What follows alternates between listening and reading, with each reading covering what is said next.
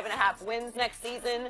Cleveland made a number of moves this offseason, including bringing in Tyrod Taylor and drafting Baker Mayfield. Hugh Jackson addressed his quarterback situation this weekend. Take a listen. I think anytime you draft a quarterback at #1 overall, everybody wants to see him play. But I've made a true commitment to our football team. Tyrod Taylor is going to be the starter. Baker's going to compete. However that unfolds, it unfolds. But right now, Tyrod is the starter. If Baker can understand the National Football League and all the rigors that in the grinding that you have to go through, I'm not going to ever stop a player from being the best he can be. But we have a plan, and I want to work that plan as much as we can. Now, can a player supersede that? You never know. I haven't had that happen. But right now, this team is going to be led by Tyrod Taylor. Skip, should Tyrod Taylor be the starter? Okay.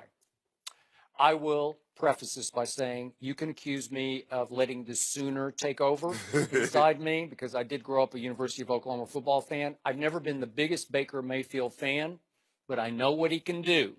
And I'm here to tell you, if Hugh Jackson, after whatever they have, 4 preseason games in a camp, if he sees fit to throw Baker Mayfield into the Game 1 fire and just let him go, I believe he will not shrink under the pressure of living up to being the #1 overall pick.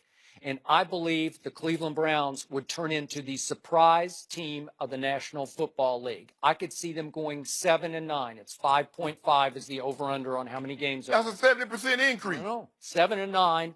I definitely would see must-see TV because I'm going to watch every Browns game if Baker Mayfield starts from the start. I could see an offense that will at least rival Atlanta's for the most exciting bombs-away offense in football. Because I'm going to tell you what Baker Mayfield does best. He speed reads defenses as he did at Oklahoma, and he can find the open weapon and hit the open weapon with deadly accurate passes. He had quite a spectacular array of weapons at OU. I think he might have almost as spectacular array of weapons, if not better, for the Cleveland Browns. Can you imagine Baker Mayfield throwing to Josh Gordon or Jarvis Landry or Corey Coleman? Don't forget him. He can fly now. Yeah. Or David Njoku. Remember, he's a stud tight end. Or that kid they took a flyer on, I think in the 4th round, that Antonio Callaway out of Florida, who might be the most talented receiver in the whole draft, but he is also the most troubled receiver. If he stays eligible or upright, you don't put him in the slot or put him in that mix. You don't think there'd be firepower? Or can you imagine Baker Mayfield flipping it or handing it to Nick Chubb or Carlos Hyde? Or Duke Johnson? That's a pretty good array of running backs. And they can all catch it and run with it. And all of a sudden, I know they lost their Hall of Fame left. I assume he's going to be in the Hall of Fame. Joe Thomas left tackle, but they drafted that kid, Austin Corbett. I don't know if he steps in. I don't know how good they'll be. Their defense was decent last year in yards allowed. It was awful in points allowed.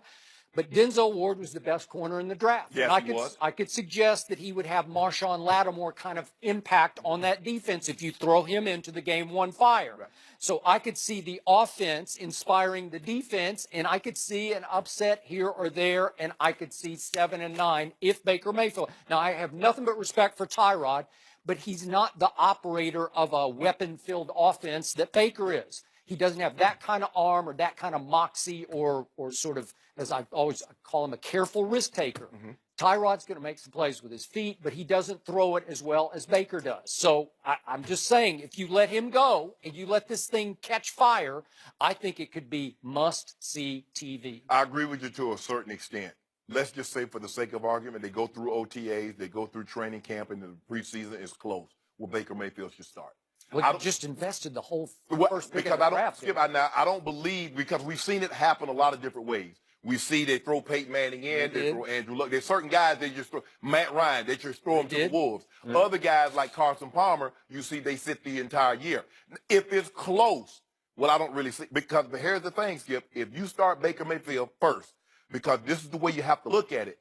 The Cleveland Browns are not built like the Seattle Seahawks were built when Russell Wilson started day 1. They're not built like that.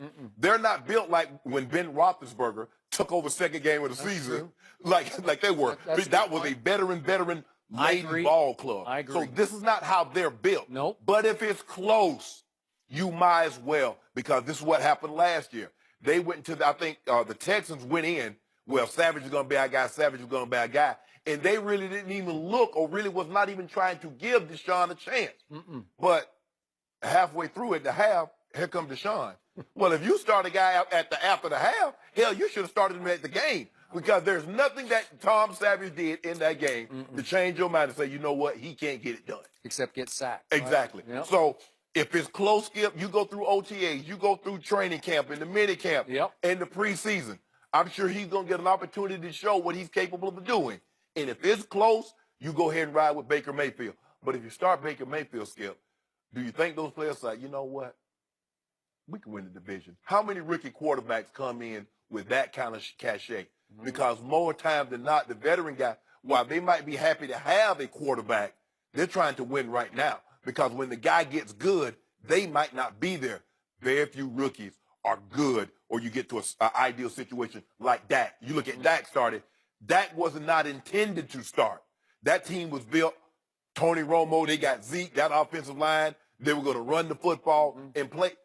I don't know if Cleveland, that's not the way Cleveland is constructed. But if Baker Mayfield, if it's close, I say if it's this, Skip, if it's 55-45, Tyrod, might as well go ahead and ride with Baker. Okay. Would you agree this is a spectacular array of weapons that Yeah. They got potential to be really good. They got the potential to be really good. Really good. I love Josh Gordon. If Josh Gordon, if he can keep his head on, he's a top 5 receiver.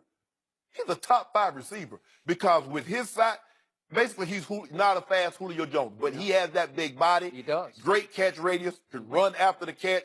The question is, and it seems to me after last year, he was on the straight and narrow. Hopefully he stays on that path. But Skip, he can be special. Well, we've seen him be special. And as you mentioned, Corey Coleman, and the tight end, Njoku. Yep. So they got Jarvis Landry in the slot. So they got weapons. Running back galore. Hey, seriously, that Antonio Callaway, every time I turned on the TV watching him last year, I'd say, wow, he can fly now. Oh, yeah, he can run. Can make plays in the return game. But, Skip, you know. So it's going to come down to they be testing. Yep. What does Hugh think of how the two quarterbacks are operating in the locker room with the veterans? Because Tyrod is highly respected and right away will have nothing but respect and cachet with the veterans on the Browns. Not that the veterans have done anything to merit any big respect themselves. But Baker Mayfield was different than Johnny Manziel. Baker at Oklahoma took the whole program over and was highly respected in the locker room as a worker and a leader. Right. Johnny was unto himself. He was a solo act who the players liked him, but they didn't love the fact that he wasn't one of them. Well, they didn't treat him like they were one. Everybody, they treated him different. They did. Well, he was the star of stars. Right. It was the house that Johnny built. And the players see that you're treating, and I get it. You know, you treat everybody. You don't treat everybody. You treat everyone fair. You don't treat them all the same. But when it's so blatant, when it's so obvious, all of a sudden, sometimes your teammates can become resentful because they see the things that Johnny is doing and they know it's not right, and they become resentful because if that was them, you're like, they'd be called to the carpet. That is correct. But you're in college and you're that kind of superstar, you get away with it. In the NFL, they don't play that. They don't play that. Yeah, also life is not fair. No. What do you say? Fair is for funnel cakes and ho-hos? Yeah. Ho-hos? Candied apples. Yeah. I mean, I feel like if you, well, not that I feel like, if you get to take a top 5 quarterback when your team was bad last year, so if you have someone like Tyrod on your squad, you're probably wanting to start them because, I don't know, your record is 1-31. So there's no education like experience. It's not like he's sitting behind Favre or Montana or Brady or Bledsoe. So you give him, I can't jump that high. I can't give him no 70% increase. I might be willing to give him like 30-40. Well, I mean. Would you go above 5? No, I give 5 on the head. 5 on the head, so you would bet the under on that. Yeah. Okay. Well, 5 would be a drastic improvement. Yeah, that was a 50% increase. Right. Can LeBron carry the Cavs to another series win? We'll discuss that next.